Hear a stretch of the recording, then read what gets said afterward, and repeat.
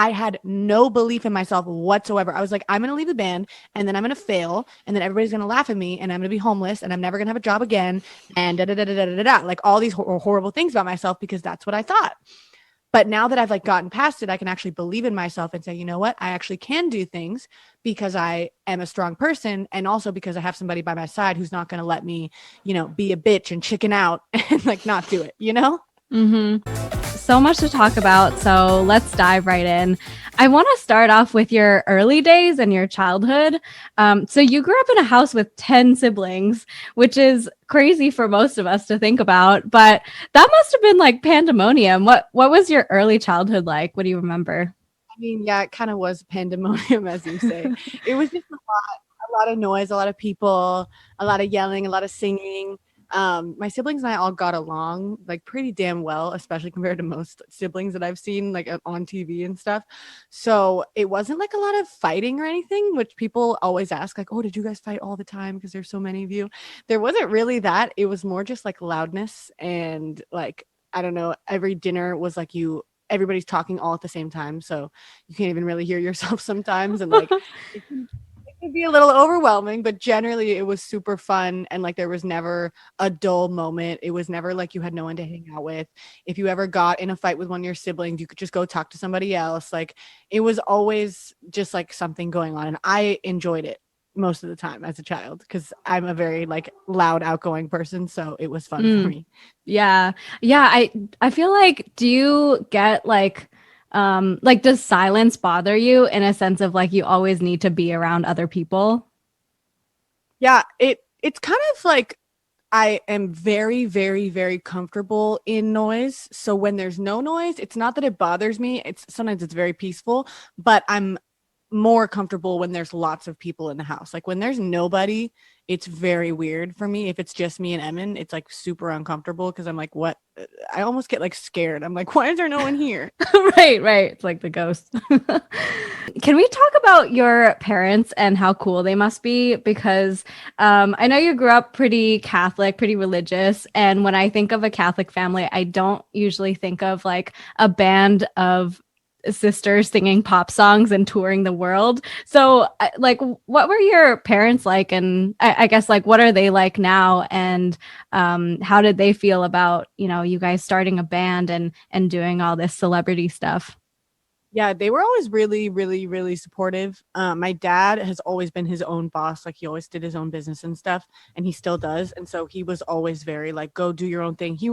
Neither one of my parents was like, you need to go to college, you need to get a degree, you need to have a safe, stable job. Like that wasn't really their thing. They were like, you should be able to do whatever you want, whatever it is. And they always tried to help us with that as much as they could. And then also my mom was a musician growing up and she was very into music. So it was like exciting for her to see us do it.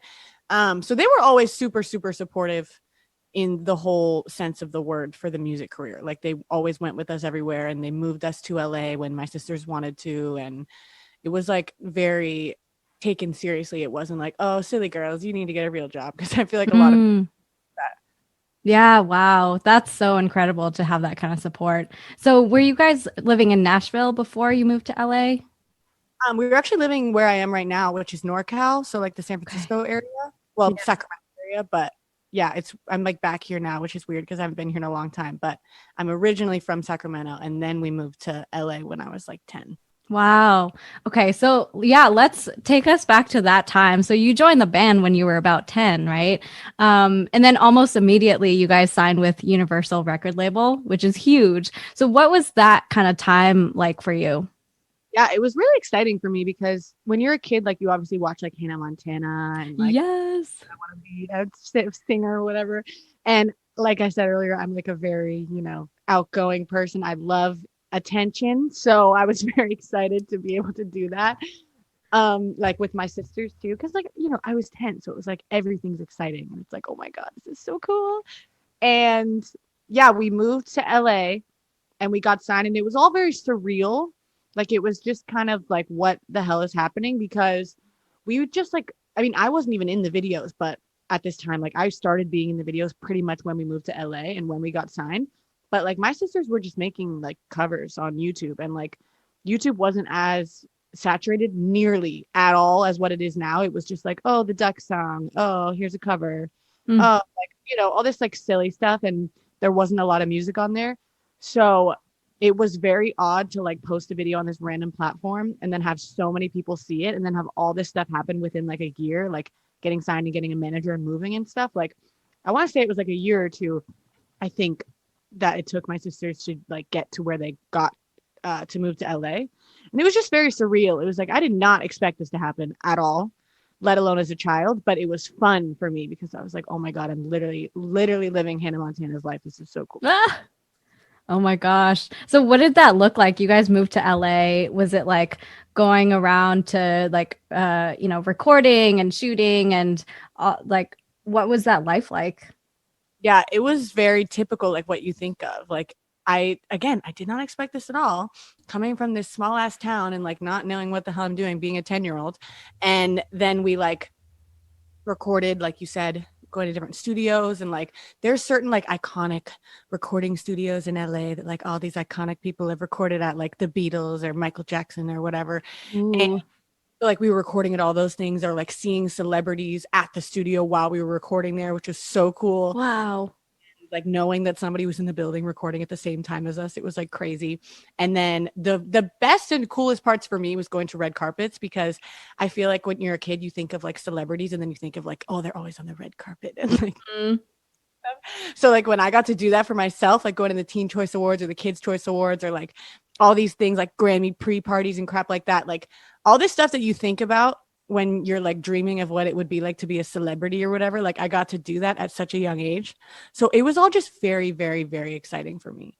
Like very surreal and very like typical what you think of, like, oh, I'm going to move to LA and be a Hollywood star. Like that's all the stuff that I was doing. Yeah. Oh my God. You were literally Hannah Montana. It's like the Teen Bob dream. That's amazing. Do you feel like that any of that got to your head? Definitely.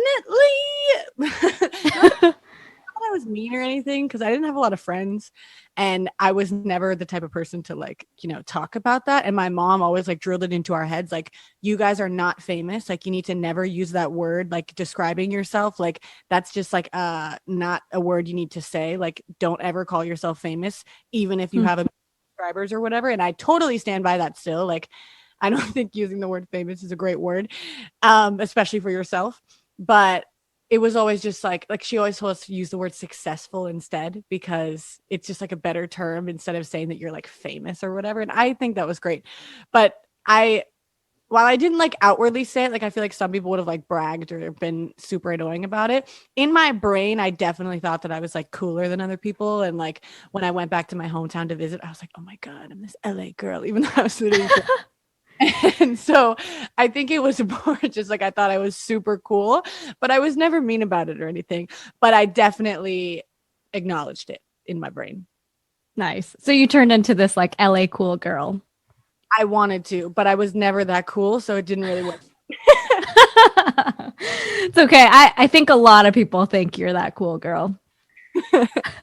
Yeah, I mean, you guys accomplished a lot. You were on the Billboard charts at, Teen Choice Awards, and you got to tour around the world. What was that like travel and like, singing concerts? Like, what was that experience like? That was that was everything was crazy, really. Everything was surreal and crazy, but that was cool because we got to actually like connect with real people.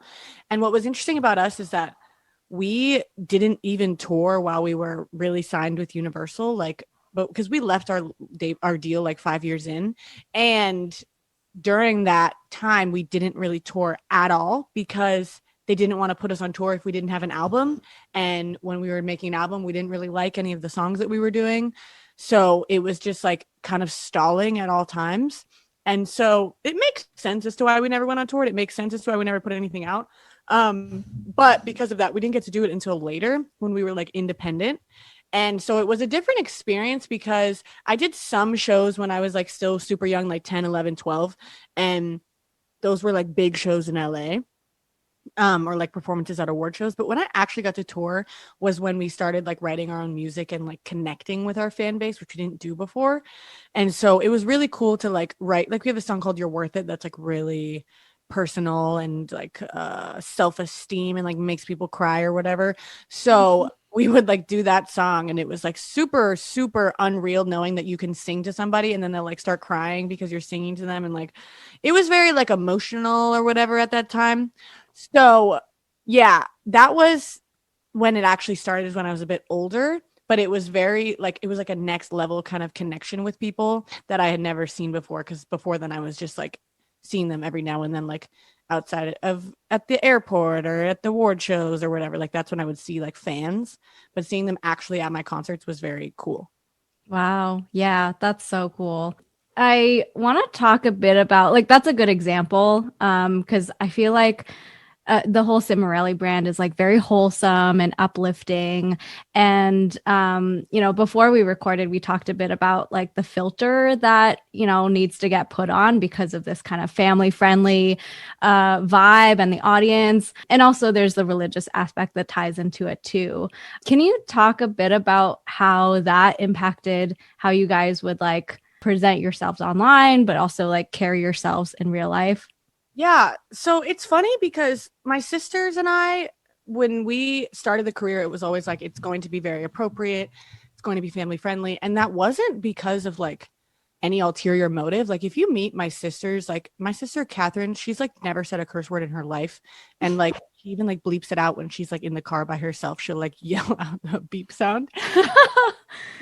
And not that I'm like some crazy bad girl or something, but like I'm saying, all my sisters are very wholesome and like they don't like inappropriate stuff and they don't like bad words or like I don't know, they don't ever want to give off that vibe or whatever. And I think that it's definitely a matter of opinion, like whether that stuff is actually inappropriate for children. Like I've come to learn that I don't think bad words are that big of a deal, especially when it comes to kids. Like I think it's kind of funny when kids say bad words, but like I've learned as I grew up a little bit, like that I definitely differ like a little bit, but not that much. Like generally, my sisters and I were just kind of like, yeah, we're just not really into that stuff. Like we didn't want to be like any sort of inappropriate image, I guess, to the world. So as a teenager, it was different because nowadays I would say that I agree with most of the things that I was like, I wasn't told to do anything, but like most of the image that we were putting out, I definitely agreed with nowadays, or agree with nowadays, because I've grown up and I'm not like trying to be edgy or something. But when I was a teenager, then I definitely started to feel annoyed by it because I didn't want to be like this good girl and I didn't want to be like just like my sisters, and I definitely wanted to branch out. And so because of that, then I started to like do stuff secretly and like making like a Finsta where I could post all the stuff that I wanted to post really, but I couldn't post on my main account because it was too edgy for my kid fans or whatever, which like annoying at the time. But it definitely caused a little bit of a strain on my, I don't know if it was like self-image or relationship with my sisters or what, but I definitely started to feel very bothered that I had to like put out this image again, not because anybody was telling me to, but like it wouldn't make sense for one of the Cimorellis to just randomly start like, I don't know, posting pictures of her drunk or some crap. Like that wouldn't make sense. And it wouldn't be, what the band is trying to put out for their followers. I can't talk. And it's not You're like good.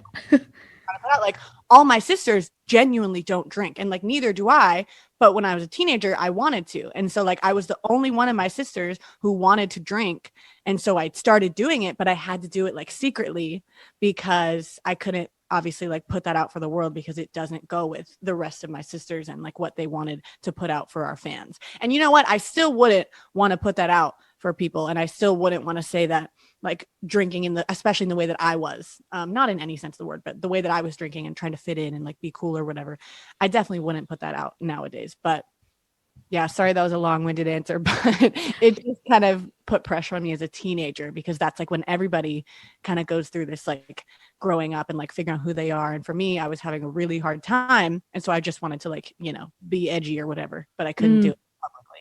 Yeah, that's so hard because, like, you're right. Everybody goes through that phase. Like, we all get hormonal and we all want to try things and, be cool and fit in. You mentioned before, too, that at some point you like really craved just having a normal life. Was that part of it? Just like being able to do things that, like, people didn't judge you or watch you for, and you could just like let loose and try things? Oh, yeah, absolutely. Yeah, I definitely since I was like, honestly, when I first started the band, it was really exciting. It was really cool. But when you're a kid, you don't project the amount of work that's going to go into what you're about to do. Like nobody thinks about that as a child, obviously. I don't even think anybody knows that when they go into things as an adult, like into a music career. It's just like, oh, I just write songs or whatever. So when I started to really realize like the time commitment and the work and I don't know how mature I had to be, all the stuff I had to miss out on when I became like a young teenager, then it started to frustrate me. And I was like, oh, like I didn't sign up for this, even though I did technically, but I was also 10. So like it doesn't, I don't know, it's hard to explain, but it was just kind of like, oh, I didn't know this was going to happen. Like, I didn't know that when I joined the band at 10, that when I was 15, I wouldn't be able to go to high school or I wouldn't be able to, I don't know, play on a sports team or hang out with my friends because I have to go, traveling. And not that that stuff was bad because I had a really amazing experience, but it's hard to juggle with in your brain. Like, would I have rather been normal or would I have rather had this amazing experience? Like sometimes I don't even know.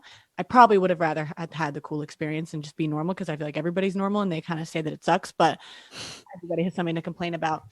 So it's kind of like this door opened for me when I became a 16, 17-year-old because I was like, oh my God, like I just made these friends who drink and smoke and who go to parties or whatever. And I can do that now because I can drive and I can figure it out.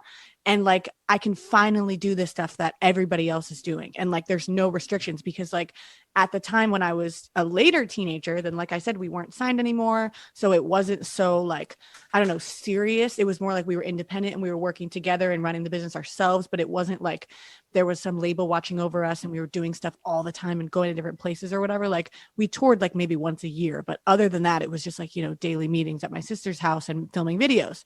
So I was finally able to like have a little bit more time and like on the weekends I could basically do whatever I want.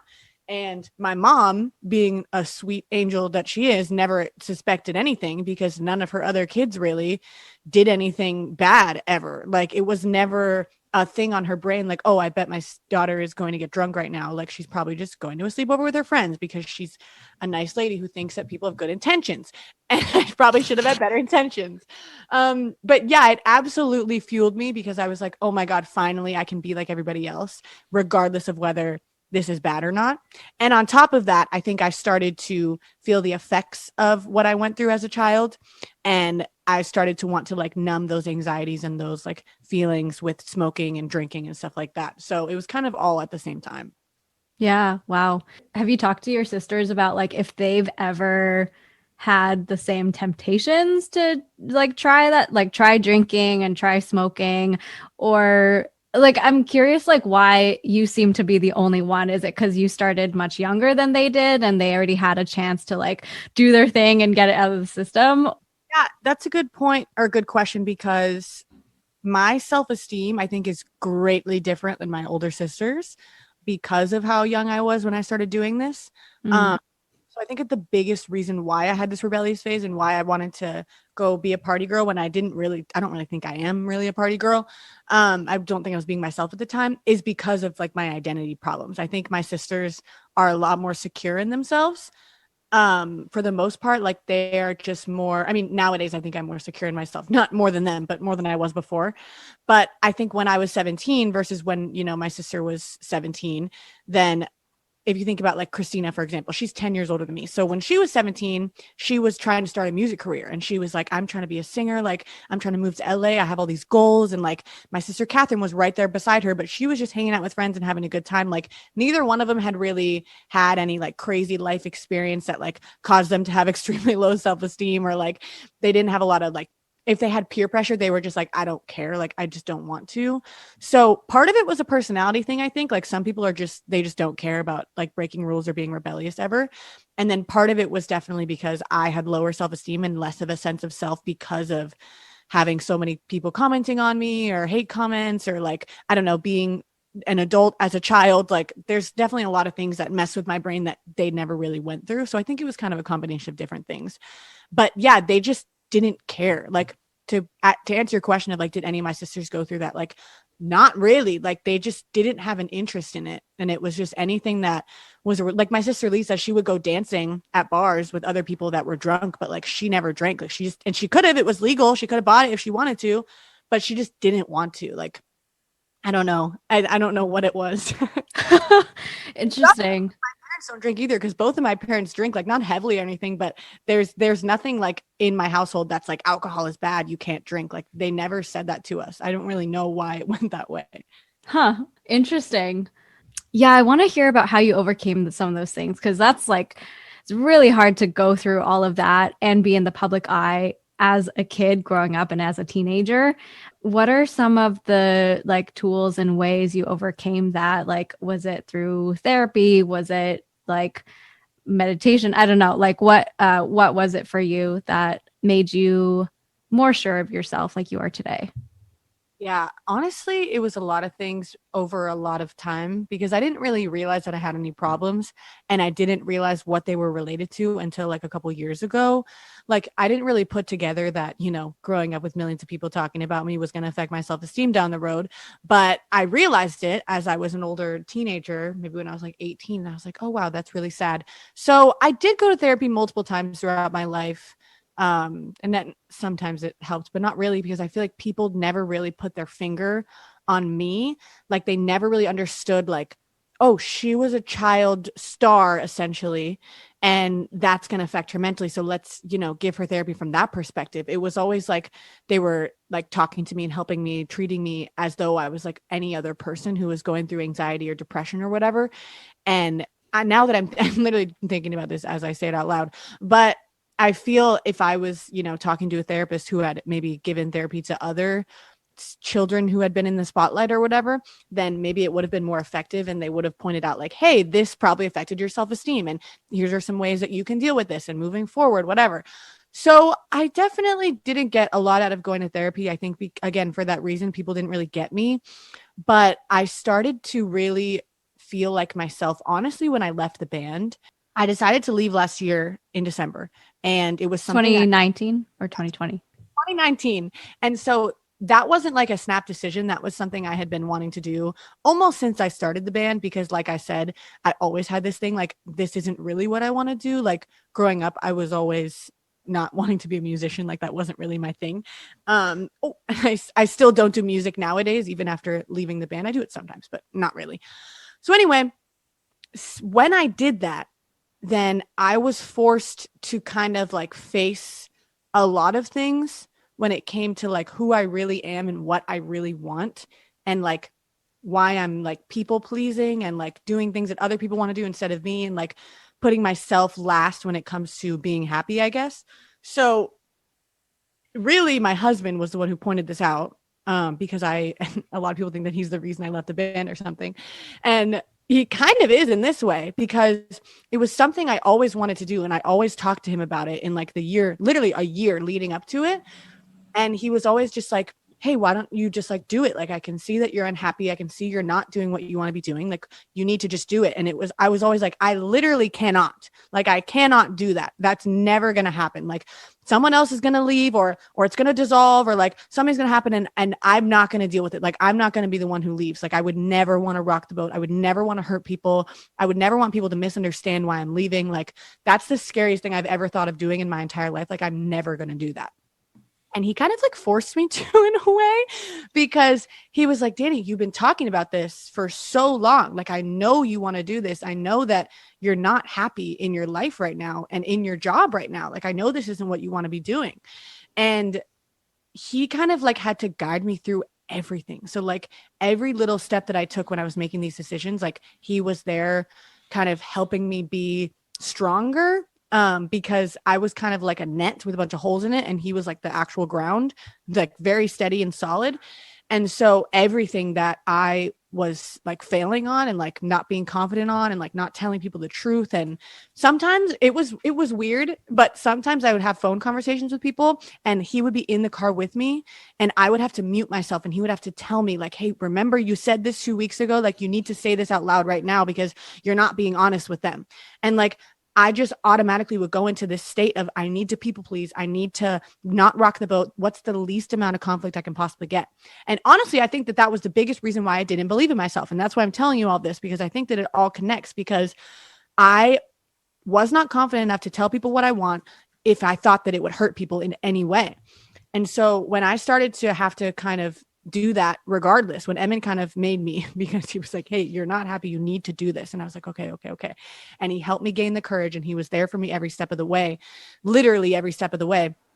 Then I was like, okay, maybe I can do this. Like, sure, I needed Emmyn's help, but from then on, I started to make more and more life decisions and tell people more and more things and be honest with people more and more about stuff that I never would have been honest with before because of that one decision. Like, I always tell people, like, that was the worst and the best time of my entire life because it was so heartbreaking. It was so sad. It was so hard, so difficult. I was getting married at the same time. So, like, it kind of put a whole damper on my wedding season. And, like, it was just a whole thing. But it really turned me into somebody who can tell people what they want and who is confident in herself and believes in herself. Yeah, it's funny. I'm imagining like the, the angel and devil on your shoulder, and Emmyn's like your angel on the shoulder. How did you and Emmyn meet? Because that's such a cool story, and I feel like people would want to hear that. It's actually really cute. I love telling people this. I actually haven't told many people this, but when we first started dating, like very, very first started dating, then we were trying to slow down because we had been moving really quickly. And we were like, okay, we need to like slow down. Like, let's like not kiss or something, like just put it off. And like, I don't know, trying to slow down a little bit because we were getting very close to each other, like as very close friends, really. And I remember we were sitting in a car, and this was the day that we had our first kiss. So we were trying to put off our first kiss so that we wouldn't like, fall in love with each other too quickly. But we only put it off for like 3 days. It didn't work. And so the day of the first kiss, we sat in my car and I was like, hey, I just want to say, if we start dating and if we break up, or if we last forever or whatever it is, because we had only been talking for like 2 weeks, but like we knew we had something special. I said, whether we break up or not, I just want both of us to come out of this better people. Like, I just want us to try and make each other better, whether we break up or whether we're together for a really long time. And he was like, yeah, that's a good idea. And we like had that intention from day one, like not to just have fun, not to just be in love, whatever, because we were already having fun. It was like, we need to be intentional with this because I don't want to just have a relationship that goes nowhere and ends poorly and doesn't change anybody. Like, I want us to change each other. So for that kind of set the tone for everything. And it was like pretty serious, like very early on. It's funny listening to you talk about this because I feel like you guys, I mean, like objectively, you're still so young, but like as you're going through all this, it seems like you both have like just such deep wisdom in certain areas that was like exactly what the other person needed. Do you feel like maybe that's why you guys work so well? Yeah, that really is it, because we always talk about how we're like opposites, but we're also super similar. So we both have problems paying attention. We both get anxious. We both get down. We both want to lay in bed. Like, we're both lazy. And then we're also both super productive. We're also both goal getters. We're also goal getters, go getters. I literally am having a stroke today. Both like, positive and excited and active people who are like always trying to work or whatever. Like, we're both of those things, and we happen to always be opposite of each other. And so it works out really well because whenever he's down, like, I can pull him out, and whenever I'm down, he can pull me out. And like, since we're so similar in that sense, where like we're not similar in personality really, but since we're so similar like on a deep level, then I feel like we're able to understand each other just better than other people do. So like, a big reason why he wanted to marry me, because he knew that he wanted to marry me pretty damn early on, like maybe less than a year in. Then he says that the biggest reason why he wanted to marry me was because no girl that he had ever been with had actually understood him and his OCD and his depression and like his problems with weight and all that stuff. Like, he had never met somebody who had understood him so well. And so he knew that like, I must be the person that he was supposed to be with forever, because like I just got him and nobody got him, because he's a pretty misunderstood person. And I felt the exact same way. It was like, I've never met somebody that I just connect with so well. Like, it was just so deep and serious, like so early on. And it wasn't just about feelings. It was like, this just makes sense, like with us together. I remember when we talked before this, you had mentioned how you think about like you guys growing. Cause I think one of the critiques of getting married so young is like, oh, you're going to change in like 5 years, 10 years, you're going to be different people, and you might not be a good fit or might not love each other anymore. What are your thoughts around that? Yeah, that was kind of the biggest reason why I was okay with getting married, because the biggest thing that, like, people older than me and like even my parents and like, people who were like smarter, the therapist, everybody was always saying that to me. And at first I was like, oh, that's true. Like, people are going to change. Like my dad, before I even got engaged, he always told me growing up, like, you never know somebody. Even when you get married to them, you still don't know them. Like, people are always changing and da da da da. It was always kind of a negative thing. But I always thought that. And so I started to learn. I don't know if it was through, I think Emmyn initially brought it up to me. And then I started to realize the whole truth of it. And Emmyn and I actually, while we were engaged, started going to this like small group at our church with a bunch of other young couples.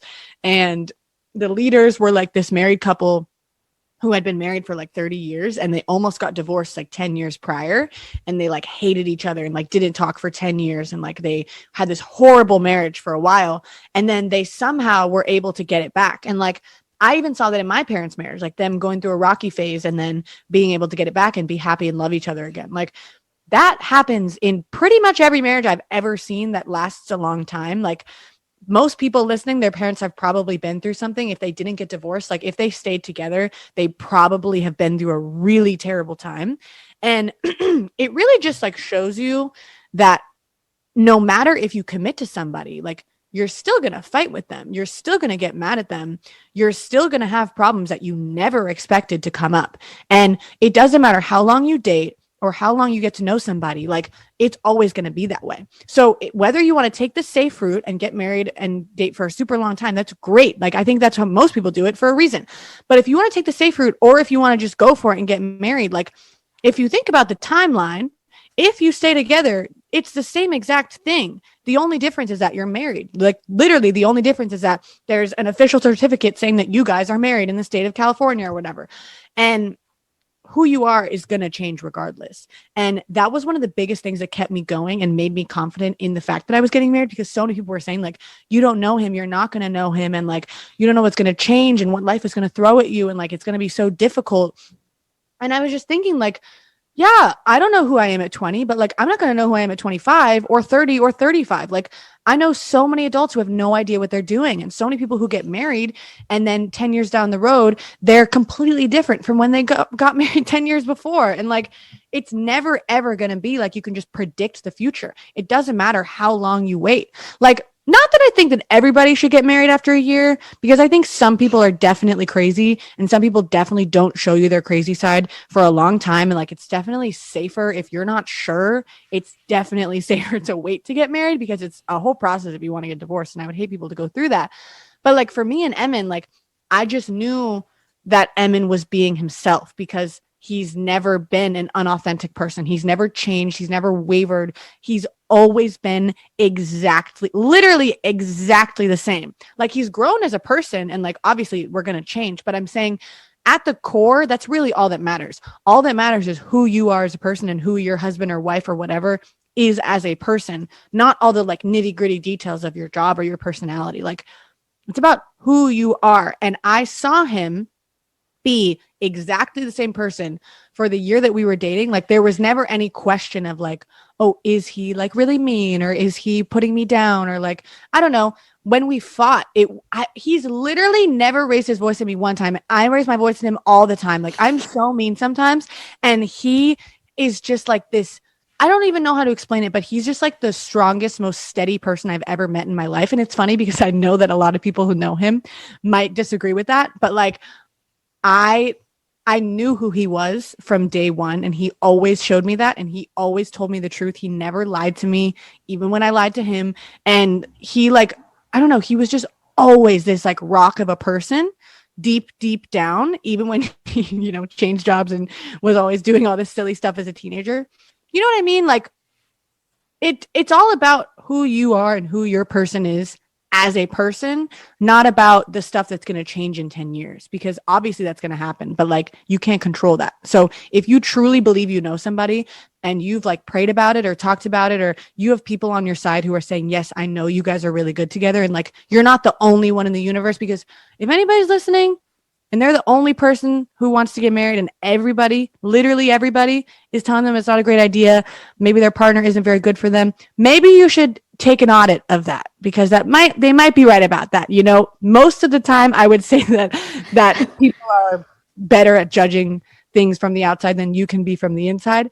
But if there's people in your corner, like I had Emmyn's mom, and I had my best friends, and I had Emmyn's friends, and I had Emmyn, and like there were some people who were just like, yeah, like this makes sense. And I had prayed so deeply about it, more than I've ever prayed about anything in my life. And so I had that. And so I was like, you know what? It's going to be fine, because I knew that I wasn't the only one. Like I wasn't actually crazy. Mm. Yeah. I mean, that's such a good thing to know that he hasn't changed after marriage versus before. Cause yeah, I mean, that can be a huge thing. Absolutely. Yeah, especially now that you guys are kind of doing everything together. You're collaborating on your new YouTube channel, working together on his music, and living together. What's that been like? Yeah, I kind of thought that it would change, because people told me that, you know, after 2 years, people start to be their real selves, or like you start to really learn who somebody is, or he's going to change on you or whatever. And like, if anything, I've just gotten to know him better, and in a good way. Like, I haven't really learned much new information about him, because, like I said, Emmyn's always been the kind of guy, just put it out on the table and like, this is who I am. It's pretty straightforward. But if anything, like everything's just gotten like sweeter. That's a great term. Like a fruit's like getting riper, and some fruit that never gets too ripe. Like it's just always getting better and better. And even when we have arguments, or even when we have problems, like it's always, I don't know, we're just always getting stronger as a couple. And it's really cool. Like it's so, so cool, because we're growing up and growing together in our marriage. So like it's this really cool simultaneous growth that we have going, of like personal growth and growth as a couple. And we have a lot of, I don't know if like most 20-year-olds are like this, but like we're always trying to be better and to improve. And like I just went back to therapy, and we're trying to watch church every single weekend, and like we're always trying to pray together, and we're always trying to purposely go out on dates, and like keep it not super work related, because we're always working together. Like we almost are married like a 30-year-old couple is married, in my opinion. And I don't know if it's because like I went through what I went through as a kid, or like because he's always been mature for his age. But like we just don't, I don't know, we just act like we've been married for 10 years for some reason. So it's like nothing has really surprised me yet. I know it's going to, and I know that we're going to go through some really big changes, and like I'm sure we're going to have problems, and maybe we'll be that couple who hates each other for 2 years or 5 years or whatever. But I'm more confident about us at the core, so I'm not worried about like any changes that are going to come. Like it's only gotten better so far. So like anything that's going to come around, like I know that we're going to be fine, because of who we are as a couple deep down beneath all the other stuff. I love that image of like a fruit that's ripening.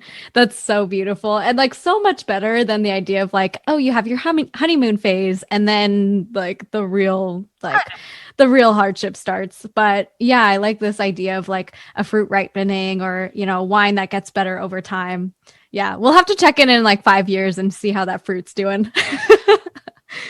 Em and I were talking about this the other day. Like, I don't really understand this whole honeymoon phase everybody's saying. I don't know if it's because I got married so young and so quickly or something, but like, I don't, when we got married, it was just like, okay, like now we're married. Like, it wasn't really different. It wasn't like, oh my God, we're just so in love. Like, we were so in love, and we still are so in love. I don't know if we're just like a ticking time bomb, and like eventually we're not going to feel this way anymore or something, but like, I don't get this whole like thing that people say, like you just said, of like there's this idea that you date somebody, and then you get engaged, and then you get married, and then you're in the honeymoon phase, and you're so happy, and then right after that it's just real life, and it's just, you know, day to day boring, no excitement, no love, no happiness. Like you're just like, okay, we're married now. Like for us it was just like, yeah, we're like friends, and we hang out, and we like each other, and like sometimes obviously we're more into each other than other times, but there's never been like some phase that we got out of that's like, oh, we're just so happy right now. Like I feel like it was all just kind of like steady. Yeah, I think it helps that you guys have so much in common, like not just personality wise, but also your interests. And you guys both don't have like conventional 9 to 5 jobs. You're both very creative, and you get to put that kind of energy together, I think that helps a lot, that you guys can like spend time doing different kinds of activities. So what are you guys working on these days? Honestly, we're just focusing on my channel and his music. We have some really big goals for both of us this year, and we're always thinking like 10 years down the road. So like we're trying to prepare for having kids in the future, and we're trying to buy a house, and like we're building our careers and also like building a life and a marriage together. So we're kind of just focusing on that. So we're really, really heavily just like making YouTube videos, and he does every single aspect of it behind the scenes with me. And then we're trying to get his band going because he's a musician and he had a band for a while, but he stopped doing it.